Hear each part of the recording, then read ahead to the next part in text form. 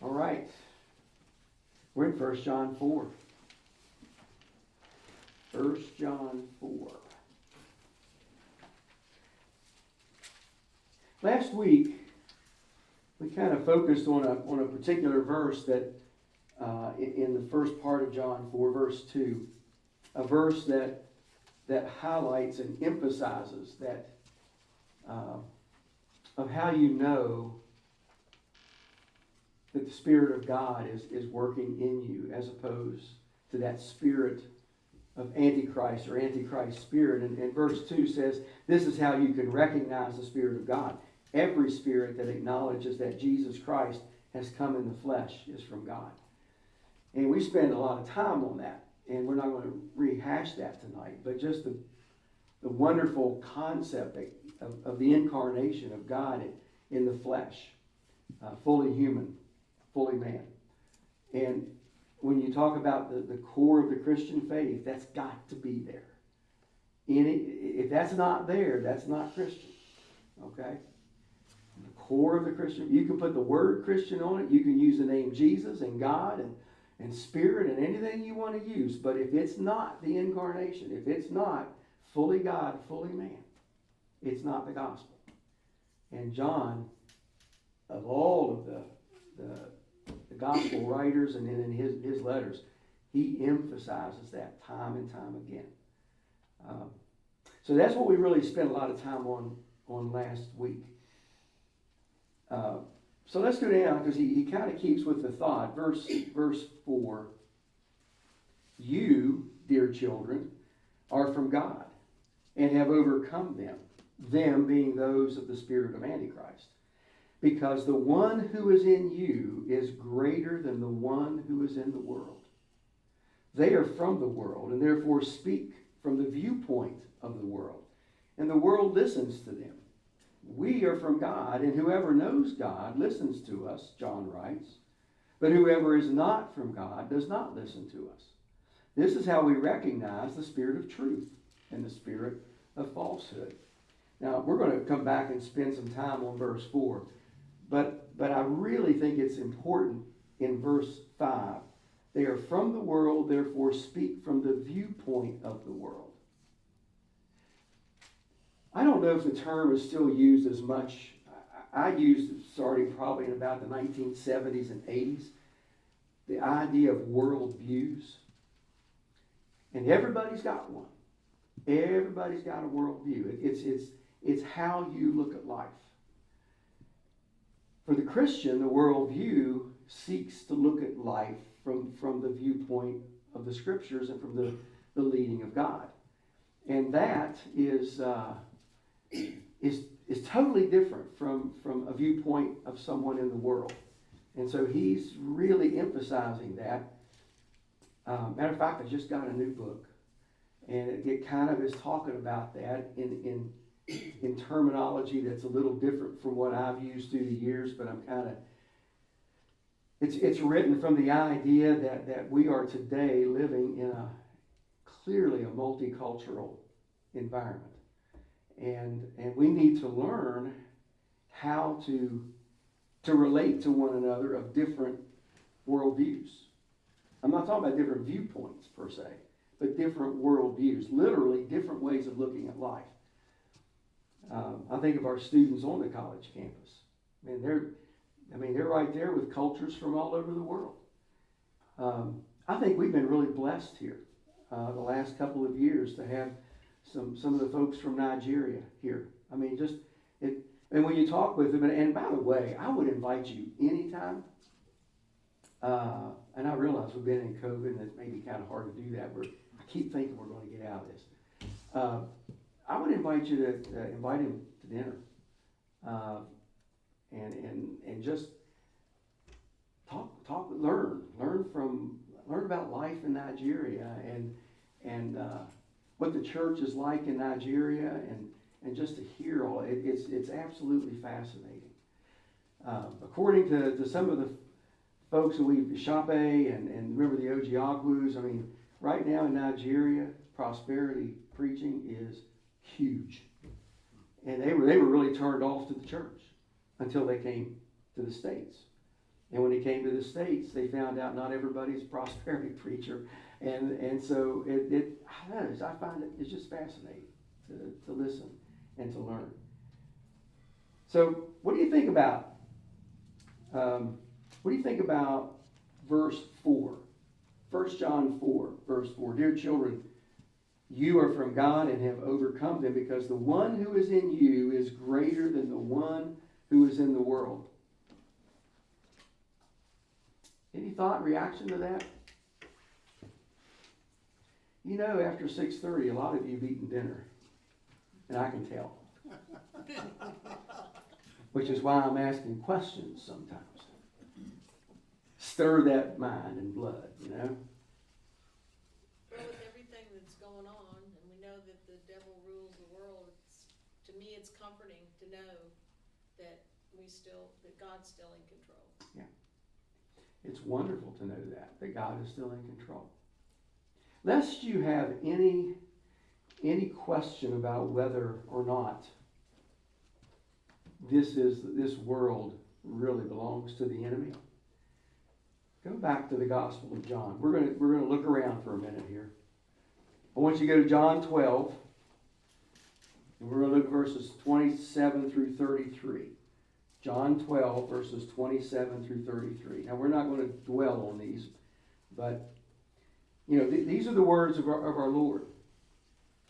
And this is during the Passover week. As a matter of fact, when you get into John 13, you're entering into the night of the Passover. So this is between the triumphal entry and the night of the Passover. Verse 27, look what Jesus says. Now my heart is troubled, and what shall I say? Father, save me from this hour? No, it was for this very reason I came to this hour. Father, glorify your name. Then a voice came from heaven. I have glorified it and will glorify it again. The crowd that was there and heard it said it had thundered.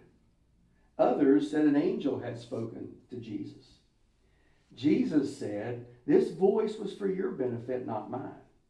Now is the time, and this is where I'm going to. Now is the time for judgment on this world. Now the prince of this world will be driven out. Okay? And then he says in verse 32, but when I'm lifted up from the earth, will draw all men to myself. And he said this to show the kind of death he was going to die. But 31's the deal.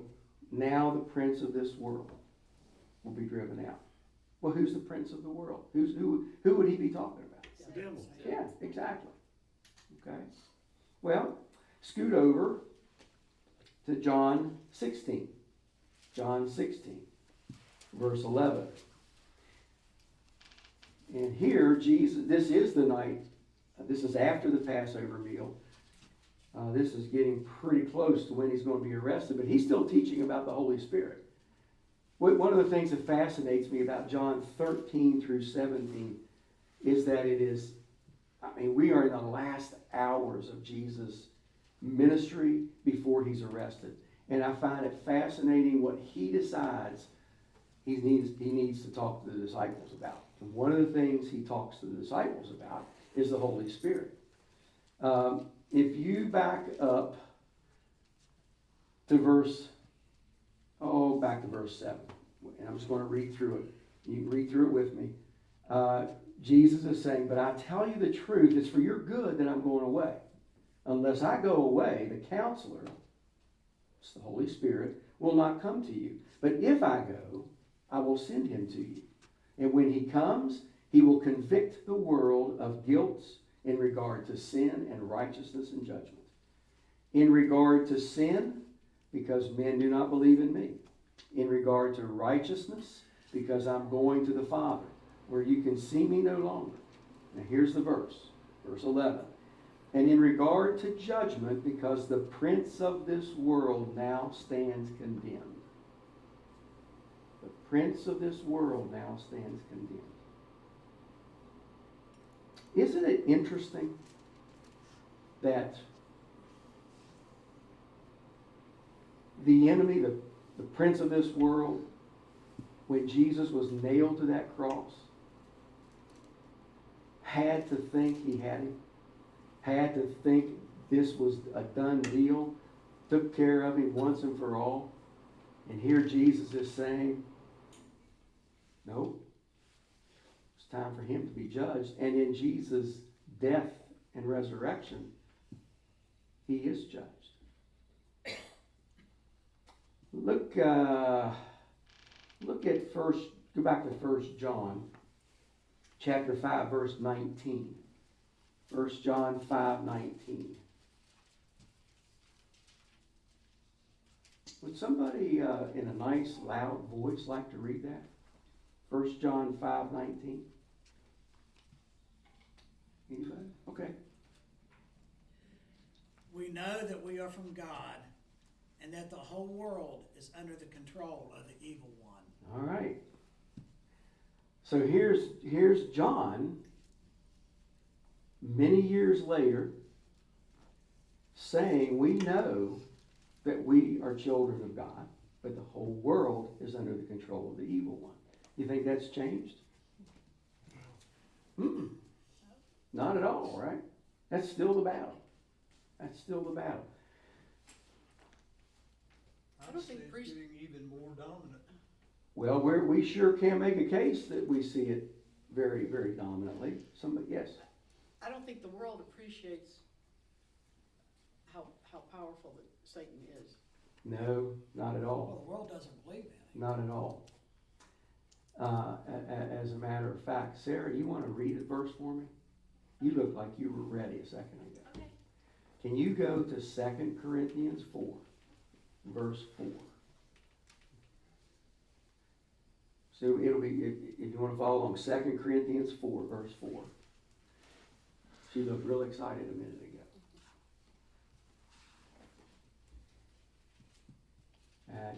Hey Jason, you want to borrow my Bible instead of that phone?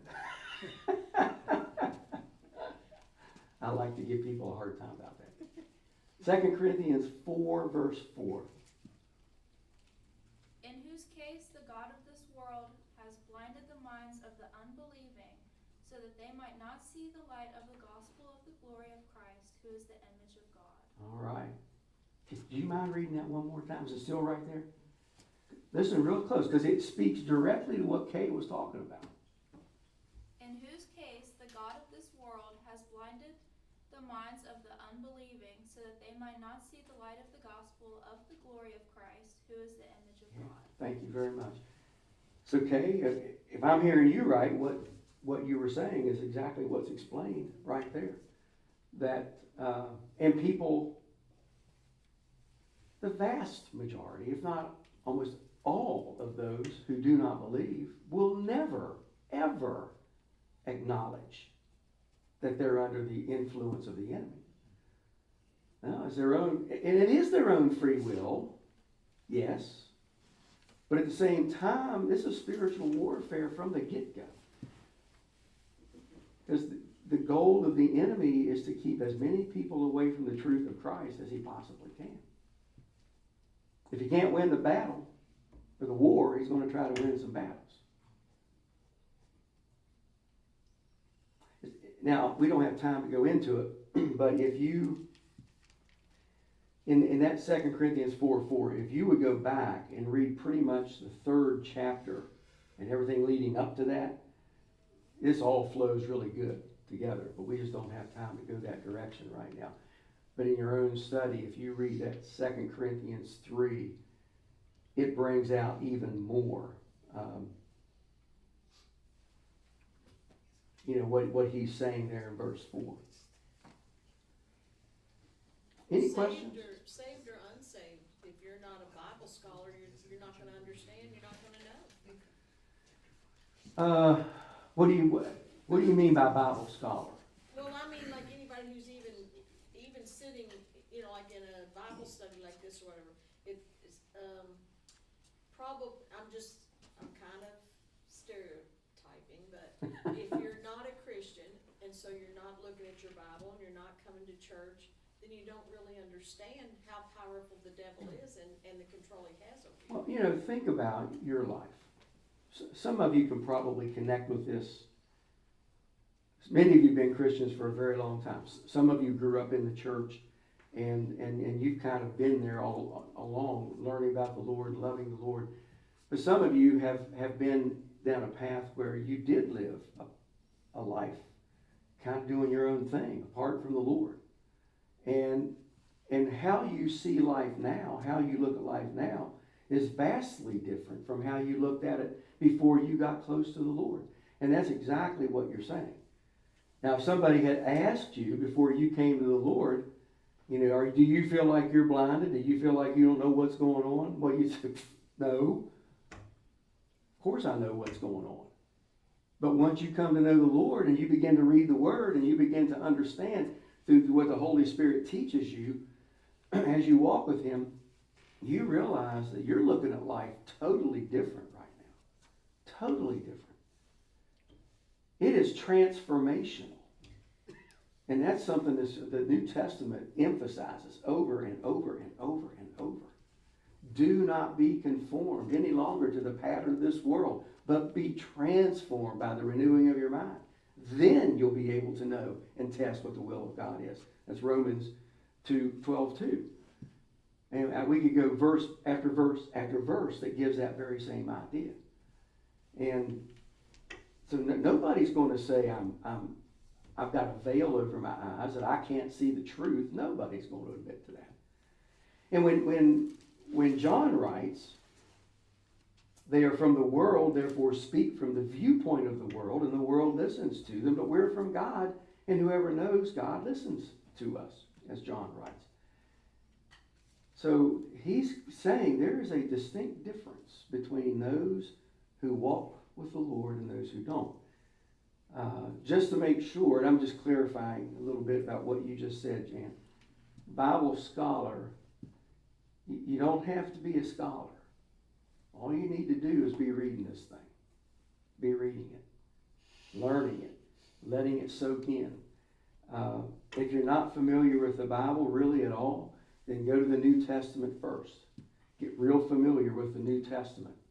Then you're ready to go back and study the greatness of the Old Testament, which points to Jesus in the New Testament. The only way you learn is to read. Or, if you don't like to read, listen. Get a... Oh, what do y'all use now?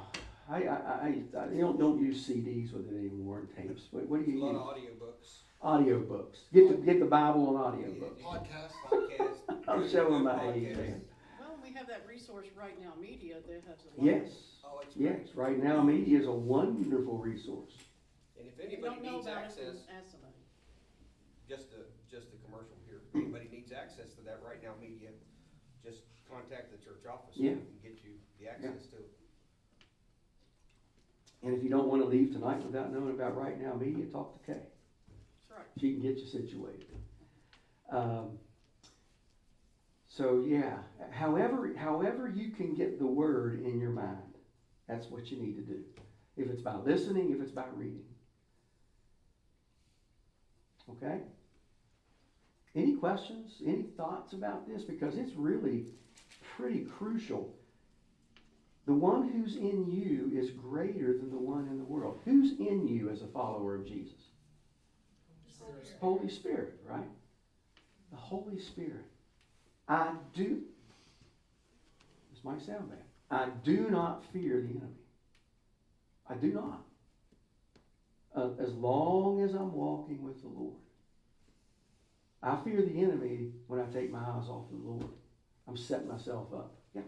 Going back to the passage that the prince of this world has been convicted, when Christ was speaking of that, it's good to know that even the leader of evil in this world still answers to the laws of God. Absolutely. He is in control to the point that he has to answer also. He's God's been, in control. Yep, he has been convicted, and his days are See numbered. what great love the Father has lavished on us, There you go. that we should be called children of God. And that is I what we like are. that. The world does not know us. It does not know Speaking of audiobooks, do y'all hear that at home? That's Bible Gateway. That was God. That's right. Oh, what can you say? Like right? your Old Testament now, look. That's Bible Gateway, I think. What he was talking about there just now, being convicted. In the Old Testament, there's a lot of times God talked to the devil. Well, Lucifer, With whatever. Job, especially, yeah. And no, I don't think, in the New Testament, he never does he? And is it Well- because he's convicted, and that's, Once you get to the New Testament, the Word of God is Jesus, because He's the incarnation. So His teaching speaks When he was in to the the wilderness. enemy. Jesus Right, taught- wilderness. Jesus taught him in the, that's- Mike just yeah, mentioned, yeah, wilderness. Yeah. There again, Garden of Gethsemane. that was a battle. It was a little bit different there Yeah. too. That was the son, Right. not the. Yeah, the enemy was hard at work trying to Yeah. keep God's plan from becoming a reality. Yeah, Good point, you can't get anything on Mike. He's on it. Anything else? Let me ask you one more question about this. The one who's in you is greater than the one who's in the world. What's the impact of that truth for your life? That the one who is in you is greater than the one in the world. What's the impact of that? Any thought? The devil's not to be feared. God is greater than him. God is greater. And what I'm asking is how, so what? When it comes to your everyday life, so what? Less anxiety. I'm sorry. Less anxiety. Yeah, less anxiety, because we get anxious about all kinds of things, right? And to know that the one in us is greater than the one in the world. The one in us has life under control, even though it may be in utter chaos around us. You can experience a peace Yeah, that passes all understanding. exactly. You bring those two thoughts together, you've got Philippians 4, 6, and 7, right? Have no anxiety about anything. I like Mary's comment that passes all understanding. I'm a very logical person, and the hope and the peace that comes from that phrase is not something I can justify. Mm-mm. The grace of God through Jesus Christ is not something I can understand, and I'm okay with that. You know, most of you, and maybe all of you, but most of you for sure, have been at a point in life where it was totally out of your control. Totally out of your control. And maybe even shattered, broken. But yet, as you turned to the Lord, you found a peace that you thought was impossible. Didn't make any sense, right? And that's the peace that passes understanding. And it's those kinds of times, sometimes even in the middle of those kinds of times, that I hear people say who love the Lord, I don't know how anybody handles this kind of stuff without the Lord. Don't know how they do it. So that's a wonderful impact of that truth. You know what I think of?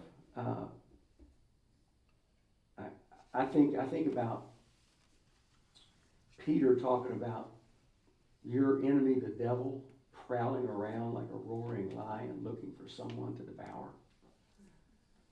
Now, he's not going to pounce on me and thump me upside the head physically.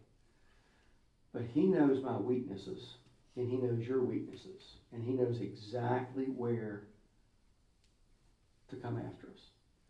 But if we are walking with the Lord, he's right there. And he helps us recognize what's going on. Half of spiritual warfare is recognizing the battle and then knowing where to turn. And then I think of what's 1 Corinthians 10:13. There's no temptation that has overtaken us that isn't common. And he will always give us the way out to deal with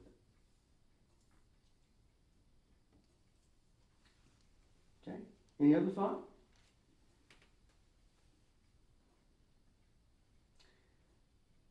Well, let's go on and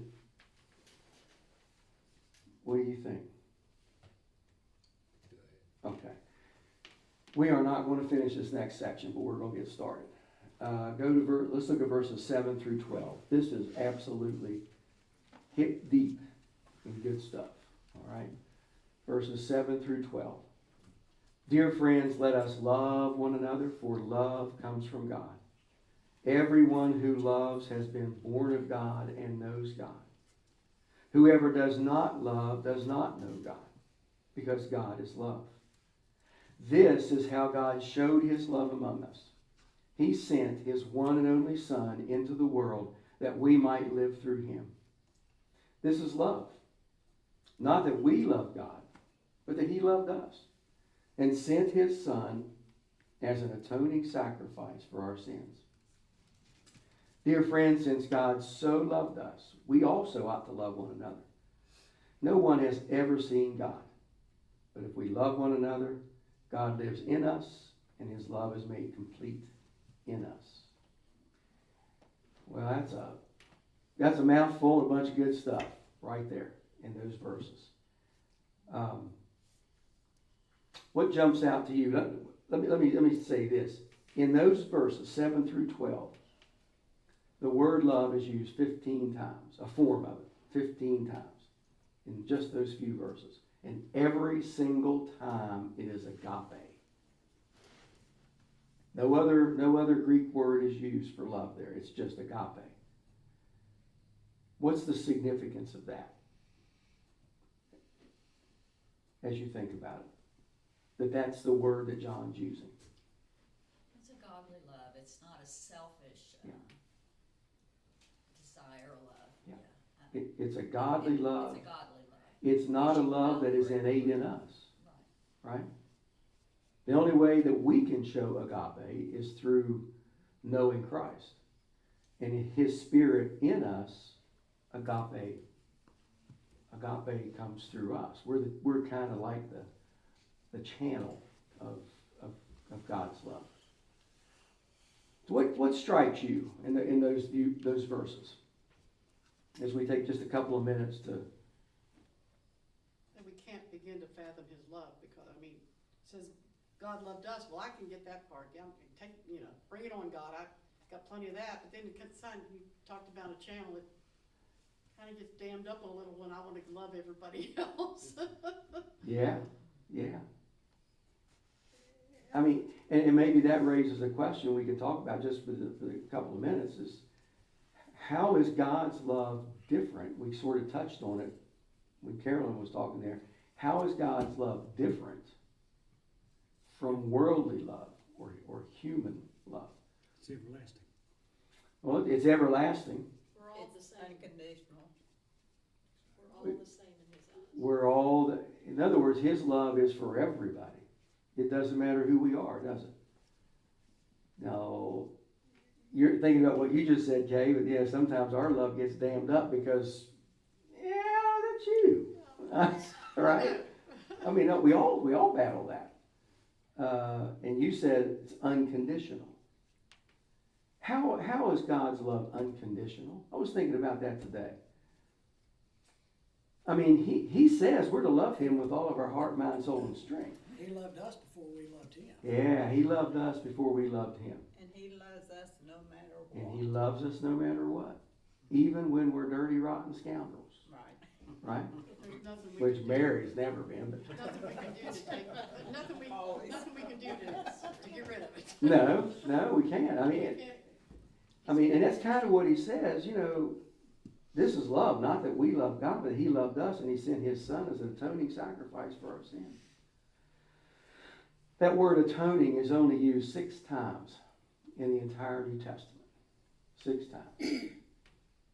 And that really is a word that shows the essence of God's love. The depth and extent of God's love. Because atoning that means he stepped into our place. He took our sins upon himself. And he atoned for those sins by taking our judgment upon himself. Is atoning also mean propitiation? Sometimes it's translated as propitiation. Yeah. I can't even hardly say that word, Mike. Yeah. But yes, it is. Expiation is another word that sometimes it's used. But I think all of us probably understand that concept of atonement. He atoned for. He made it right. He made up for us. And I marvel, and I'll let this be it, but I marvel that the love of God did that for us. When we weren't even, speaking of humanity, we weren't even looking. We weren't even desiring. And he came for us. And God took upon himself the judgment. That's love. That's agape.